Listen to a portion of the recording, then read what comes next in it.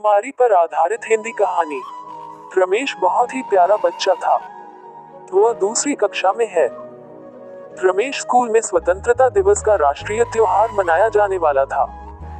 इस कार्यक्रम में भाग लेने के लिए रमेश बहुत उत्सुक था।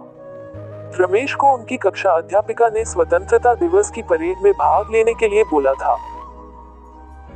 उसका हर्ष का कोई विज्ञापन नहीं था। वह खुशी खुशी इस कार्यक्रम में शामिल होने के लिए शामिल हुआ। स्वतंत्रता दिवस की होने वाली परेड में सभी साथियों के साथ पूर्व अभ्यास जारी रखा गया और अत्यधिक उत्साह भरा गया। परेड वाले दिन जब वह स्कूल के लिए तैयार हो रहा था तो रमेश ने अपने दादाजी को बुलाया। दादाजी रमेश के साथ लगातार विद्यालय जाते रहे।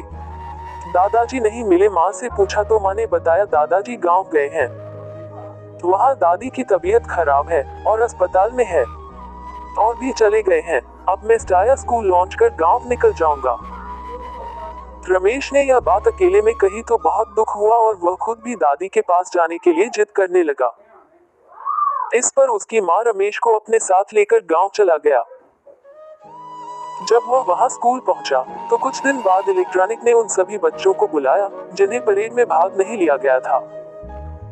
इस पर रमेश का नाम नहीं बताया गया। बाकी सभी छात्रों के अभिभावकों को उनके आगमन के लिए बुलाया गया। रमेश ने सोचा कि मेरा नाम फोरिया ने नहीं बोला है, ऐसा लगता है कि वह भूल गया है। रमेश प्रोफेसर के ऑफिस में गए और उन्होंने फायरवॉल से कहा कि मैं उस दिन भी परेड में नहीं आया था, मगर तुमने मेरा नाम नहीं लिया, क्या मुझे भी अपने माता पिता को लाना है? रमेश के इस सरल स्वभाव को देखकर आश्चर्यचकित होकर उन्होंने रमेश को बताया कि माता पिता ने फोन करके फी स्कूल ना आने का कारण मुझे सबसे पहले ही बताया था। तो करे ईमानदारी से मुझे खुशी हुई। तुम अच्छे से पढ़ाई करो और अगली बार परेड में निश्चित रूप से भाग लेना। नैतिक शिक्षा हमेशा सत्य बोलना चाहिए और सत्य का साथ देना चाहिए। व्यक्ति का स्वभाव ही उस व्यक्ति का परिचय है। इस हिंदी कहानी का नैतिक, चाहे परिस्थिति कैसी भी हो, हमेशा सच बोले, क्योंकि यह आपको असीमित शक्ति देता है। आज लोग सच बोलने से डरते हैं और यही उनकी सभी समस्याओं का कारण है।